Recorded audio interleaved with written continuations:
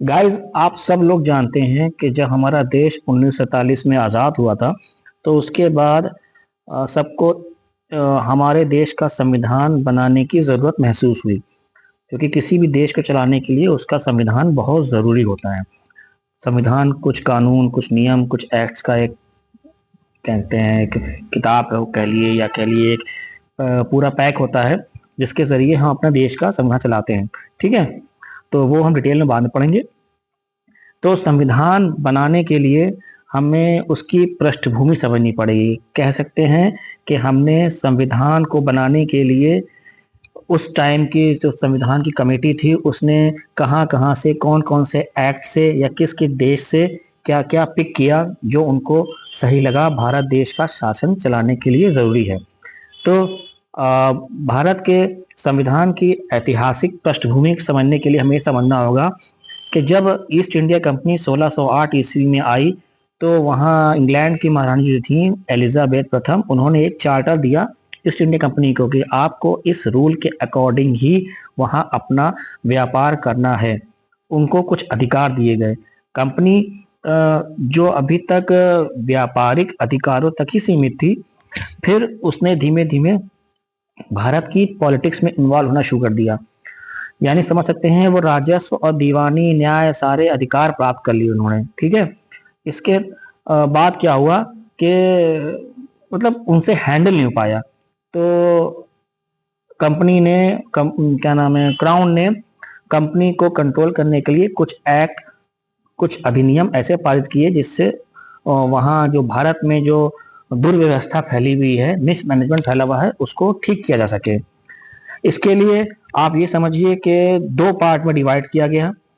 भारत की ऐतिहासिक पृष्ठभूमि को समझ लीजिए। कुछ एक्ट ऐसे हैं जो 1857 की क्रांति से पहले यानी 1858 से पहले हुए हैं, और कुछ एक्ट ऐसे हैं जो 1858 के बाद पारित हुए। 1858 की का जो साल मेंशन इसलिए किया गया है क्योंकि कंपनी ने इतना भ्रष्टाचार फैला रखा था कि आखिरी में कंपनी से तंग आकर, यानी उनके अत्याचारों से तंग आकर 1857 में एक बहुत बड़ी क्रांति हुई, जिसका रिजल्ट इंग्लैंड में बैठे लोगों ने देखा। तब उन्होंने कुछ ऐसे एक्ट पारित किए जिससे यहाँ की जनता को, भारत की जनता को भी बैक डोर से कंट्रोल किया जा सके और कंपनी के कामों को भी कंट्रोल किया जा सके। ठीक है, तो सबसे पहले पार्ट में पढ़ेंगे हम लोग कंपनी का शासन। अब कंपनी का शासन कहा जाता है 1773 से 1858 के बीच के जो एक्ट हैं वो समझिए। पहला एक्ट जो पारित हुआ था वो 1773 में रेगुलेटिंग एक्ट पास। अब रेगुलेटिंग रेगुलेटिंग समझ सकते हैं कि रेगुलेट करना।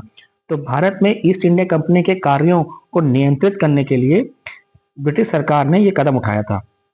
क्या किया था कि तो बॉम्बे प्रेसिडेंसी और क्या नाम है, मद्रास मद्रास प्रेसिडेंसी, ये दो प्रेसिडेंसी ऐसी थी जिनके गवर्नर को बंगाल के गवर्नर के अंदर कर दिया गया, यानी कि उनके अंडर में कर दिया गया। अब ये दोनों के गवर्नर जो थे, बंगाल के गवर्नर को रिपोर्ट करेंगे, और बंगाल के गवर्नर को बंगाल का गवर्नर जनरल बना दिया गया। क्या बना दिया? बंगाल का गवर्नर जनरल।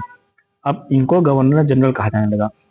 इसके बाद जो क्या नाम है एक्ट आया, और उसको कहते हैं Pitt's India act. Pitt's India act ने क्या किया कि कंपनी के वाणिज्यिक और राजनीतिक कार्यों को अलग अलग कर दिया। कहने का मतलब, उनको कहा कि आप अपने वाणिज्यिक यानी कॉमर्शियल जो ट्रेड करते हैं वो काम, और दो जो पॉलिटिकल काम है उन लोगों को अलग अलग करें। अलग अलग करने का मतलब ये था कि उनका डिस्ट्रीब्यूशन करें कि कौन क्या करेगा। ठीक है, ये इतना इम्पोर्टेंट एक्ट बहुत ज़्यादा यूपीएससी या यूपी पीसीएस के उससे लगता नहीं है, लेकिन आते हुए क्वेश्चन कम है। मेनली ईयर मैच कराने को आ जाते हैं, वो भी आजकल नहीं पूछे जा रहे हैं ऐसे क्वेश्चंस। और 1784 का एक ज़रूरी चीज़ ये है, 1773 का जब एक्ट आया था तो उसमें 1774 में 1774 में पहला सुप्रीम कोर्ट, भारत का उच्च न्यायालय बना था। भारत का पहला सुप्रीम कोर्ट उच्च न्यायालय कहाँ बना था? 1774 में बना था। ठीक है, उच्चतम न्यायालय कह सकते हैं। और इसमें एक चीफ जस्टिस थे, मतलब एक मुख्य न्यायाधीश और 3 अन्य न्यायाधीश थे। और हाँ, फिर 1784 में क्या हुआ, पिट्स इंडिया एक्ट। फिर देन आया 1833 का चार्टर एक्ट। 1833 का charter act very important, very important, क्योंकि इसने भारत में केंद्रीकरण किया, मतलब केंद्रीकरण की दिशा में अंतिम कदम समझ लिए कि इसमें भारत के जो बंगाल का जो गवर्नर जनरल था उसको भारत का गवर्नर जनरल बना दिया गया। अब भारत मतलब भारत का सेंस बैठता है वो भारत जो ब्रिटिश के अधीन था, उस भारत का गवर्नर जनरल बना दिया गया। 1853 का एक्ट जो आया, इसमें सिविल सेवकों के चयन भर्ती के लिए खुली प्रतियोगिता का आयोजन किया गया, ये तो है ही। प्लस इसमें ये भी था कि बम्बई और मद्रास के गवर्नरों को विधायिका संबंधी शक्तियों से वंचित कर दिया गया। अब जितनी विधायिका संबंधी शक्तियां किसके पास आ गई, भारत के गवर्नर जनरल के पास आ गई। और ईस्ट इंडिया कंपनी जो थी, कह सकते हैं, एक मिनट, ईस्ट इंडिया कंपनी जो थी क्या व्यापारिक निकाय के रूप में की जाने वाली गतिविधियों को समाप्त कर दिया गया। अब वो एक प्रशासनिक निकाय हो गया। कहने मतलब ये है कि अब वो सिर्फ रूल करने में ही अपना सारा डेडिकेशन दे, उसका व्यापार से उसका जो एकाधिकार था वो समाप्त कर दिया गया। 1853 के चार्टर एक्ट में एक काम और किया गया कि इसमें जो कंपनी का एकाधिकार समाप्त कर दिया गया था। और 1833 में, सॉरी चीज छूट गई, 1833 में जो कंपनी ब्रिटिश क्राउन ने कहा था कि आप चीन और चाय के व्यापार को छोड़कर, क्या कहा था, चाय का व्यापार, एक मिनट, चाय का व्यापार और चीन के साथ व्यापार, ये दोनों आपके मोनोपोली हैं, ये दोनों आप कर सकते हैं। बाकी और कंपनीज जो आना चाहें इंग्लैंड से वो अपना यहाँ बिजनेस करेंगी, कॉमर्शियल सब काम एक्टिविटी करेंगी। लेकिन 1853 में उनसे ये भी छीन लिया गया कि अब आपकी मोनोपोली इस पे भी नहीं है। अब आप सीधे सीधे आप पॉलिटिकल चीज़ों में इन्वॉल्व रहेंगे, कॉमर्शियल चीज़ों में आपका कुछ नहीं है। ठीक है, ये एक इमेज फाइल है, इसको और से देख लिए। इसमें मिनट, इमेज फाइल गलत जगह सेट हो गई है, चलिए कोई बात नहीं। अब आता है 1858 के से 1947 के बीच, ये जो क्राउन का शासन कहलाता है। अब जब कंपनी के सारे एकाधिकार समाप्त कर लिए गए, क्रांति 1857 क्रांति हुई, तब क्राउन ने सीधे अपना टेक ओवर कर लिया भारत के प्रशासन को। सारी सीधी जिम्मेदारी 1857 क्रांति के बाद सीधे क्राउन के हाथ चली गई। फिर जो एक्ट पारित हुए हैं उनका बहुत महत्व है, क्योंकि इन्हीं एक्ट में भारत के संविधान की पृष्ठभूमि रखी गई, जो आज करंट संविधान है। 1858 का जो एक्ट है वो भारत सरकार अधिनियम ईस्ट इंडिया कंपनी को समाप्त कर दिया गया और शासन क्षेत्र आदेश शक्तियां ब्रिटिश क्राउन को हस्तांतरित कर दी। तो मैं बता ही चुका हूँ। 1909 मार्ले मिंटो सुधार, वेरी वेरी इंपॉर्टेंट। इनमें मुसलमानों के लिए सांप्रदायिक निर्वाचन की शुरुआत की गई। देखिए मार्ले मिंटो सुधार, आपको सुधार लग रहा है लेकिन सुधार नहीं था ये सीधे सीधे भारतीय जनता को बांटने का तरीका था। आप किसी को सेपरेट इलेक्टोरेट्स दे दोगे या सांप्रदायिक निर्वाचन दे दोगे तो बाकी लोगों के मन में तो कुछ ना कुछ आएगा ही आएगा। खैर, ये करंट सिचुएशन को देख के जो वहाँ के ब्रिटिश थे उन्होंने काम किया। देन 1919 का मॉन्टेग्यू चेम्सफोर्ड सुधार, प्रांतों में द्वैत शासन की शुरुआत की, यानी कि प्रांतों में दो, मतलब क्या ना, द्वैत शासन के बारे में हम लोग समझेंगे। इसमें आप ये समझ सकते हैं कि जस्ट मिनट, 1919 में भारत शासन अधिनियम बनाया गया था जो 1921 में लागू हुआ। इस कानून को मॉन्टेग्यू चेम्सफोर्ड सुधार भी कहते हैं, जैसे मैंने बताया। इसलिए कहते हैं कि भारत के जो राज सचिव थे उस टाइम वो मॉन्टेग्यू थे और चेम्सफोर्ड शायद, हाँ, चेम्सफोर्ड भारत के वायसराय थे। अब ये अधिनियम बहुत इंपॉर्टेंट इसलिए इस सेंस में बैठता है क्योंकि इसमें केंद्रीय और प्रांतीय विषयों की सूची पहचान का उन्हें अलग अलग कर दिया गया कि कुछ टॉपिक केंद्र में रहेंगे, कुछ टॉपिक प्रांतों में रहेंगे। जैसा कि आप लोग देखते हैं करंट में हमारे संविधान में ऐसा प्रावधान है स्टेट और सेंटर का। फिर कहा गया कि इसमें प्रांतीय विषयों को पुनः दो भागों में बांटा गया, हस्तांतरित और आरक्षित विषयों में। हस्तांतरित विषयों पर गवर्नर का शासन होता था और उसमें अपने मंत्रियों की सहायता लेकर वो अपने डिसीजन देता था।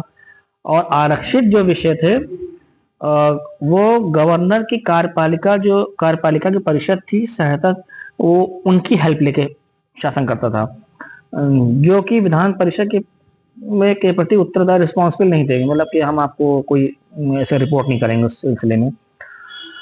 शासन की दोहरी व्यवस्था थी, तो इसको इसीलिए डायरकी कहा गया, है ना। लेकिन ये बहुत हद तक ये व्यवस्था चल नहीं पाई। देन इसमें एक बहुत इंपॉर्टेंट पॉइंट है कि इसमें वायसराय की जो कार्यकारी परिषद के जो 6 सदस्य में से जो 3 सदस्य थे उनका भारतीय होना आवश्यक था। वो ऑब्वियस सी बात है, जो एलीट तबके के पढ़े लिखे भारतीय थे वही उनमें जाते थे, ठीक है। और और क्या था इसमें, हाँ इसमें इस कानून ने संपत्ति कर या शिक्षा के आधार पर सीमित लोगों को ही मताधिकार दिया था, मतलब जो वोट करते थे वो बहुत लिमिटेड लोग थे, सबको वोट करने का अधिकार नहीं था। और फिर इसमें इसके अंतर्गत एक वैधानिक आयोग का गठन किया गया था, जो 10 साल की जांच करेगा, अपनी रिपोर्ट प्रस्तुत करेगा कि हाँ ये जो सुधार हुए हैं उनमें क्या प्रोग्रेस रही क्या नहीं रहा, ठीक है। देन आपका आता है 1935 का 1935 का भारत सरकार अधिनियम, वेरी वेरी इंपॉर्टेंट। मेरे ख्याल से क्या 100% जो करंट संविधान है उसका जो लगभग 70-80% है वो तो यहीं से लिया गया है 1935 के भारत संविधान अधिनियम से। हाँ देखिए लिखा भी है 60-70% यहीं से लिया गया है। इसमें अखिल भारतीय संघ की स्थापना की गई और 3 सूचियों में विभाजित किया गया, संघीय, प्रांतीय और संवर्ती। संवर्ती वो होती है जिसमें दोनों लोग कानून आ सकते हैं। संघीय में संघ यानी सेंटर वाले कानून बनाएंगे, प्रांतीय में स्टेट्स प्रांत वाले कानून बनाएंगे। इसमें डिटेल में मैं आपको एक अलग वीडियो में बताऊंगा, ठीक है। और ये देखिए आप डिमांड ऑफ हाँ जब कॉन्स्टिट्यूशन बनना ही है तो कॉन्स्टिट्यूशन असेंबली की जरूरत पड़ेगी, तो उसका एक फ्लो चार्ट दे रखा है, मैं आप लोग से शेयर कर दूंगा। संविधान सभा की मांग, ये तो हम आपको नेक्स्ट वीडियो में पढ़ाएंगे, फिलहाल आज के लिए इतना काफ़ी है।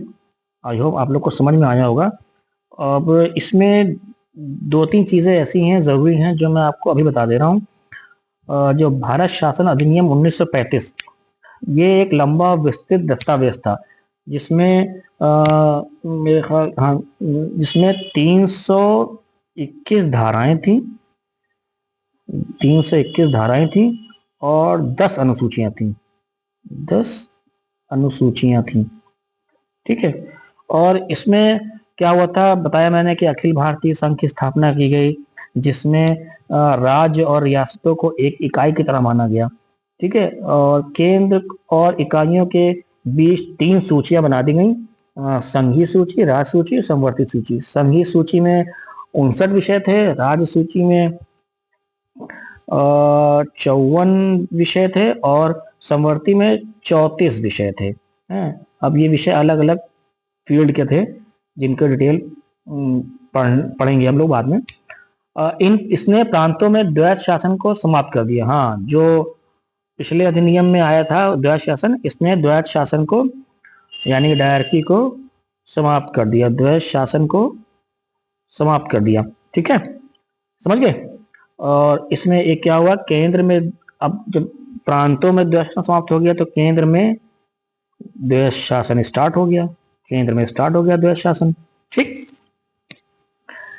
अब इसमें क्या किया गया, भारत शासन अधिनियम जो 1858 आया था, इसने जो भारत परिषद इंडियन काउंसिल बनी थी उसको भी समाप्त कर दिया।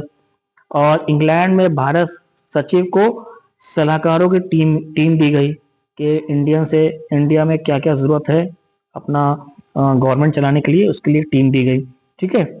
और इसके अंतर्गत देश की मुद्रा और साख पर नियंत्रण के लिए रिजर्व बैंक की स्थापना की गई, आरबीआई की स्थापना की गई 1935 के अधिनियम के अंतर्गत, वेरी इंपॉर्टेंट समझ लीजिए। और इसमें संघीय लोक सेवा आयोग के आशय यानी कि जो हम लोग आजकल यूपीएससी कहते हैं, उस टाइम संघीय लोक सेवा आयोग था। संघीय लोक सेवा आयोग के साथ साथ प्रांतीय लोक सेवा आयोग का भी किया गया, लोक सेवा आयोग का भी गठन किया गया। जैसे कि Uttar Pradesh public service commission है, बिहार पब्लिक सर्विस कमीशन है, इस तरह की चीजें हैं, उस टाइम भी स्टार्ट कर दी गई थी। और एक संघीय न्यायालय की स्थापना की गई। संघीय न्यायालय यानी कि सेंट्रल जो आपका कोर्ट होता है, संघीय न्यायालय जो फेडरल कह सकते हैं, उसकी 1937 में स्थापना की गई। ठीक है, चलिए अब नेक्स्ट वीडियो मिलते हैं। Okay, bye bye, take care, पढ़ते रहिए।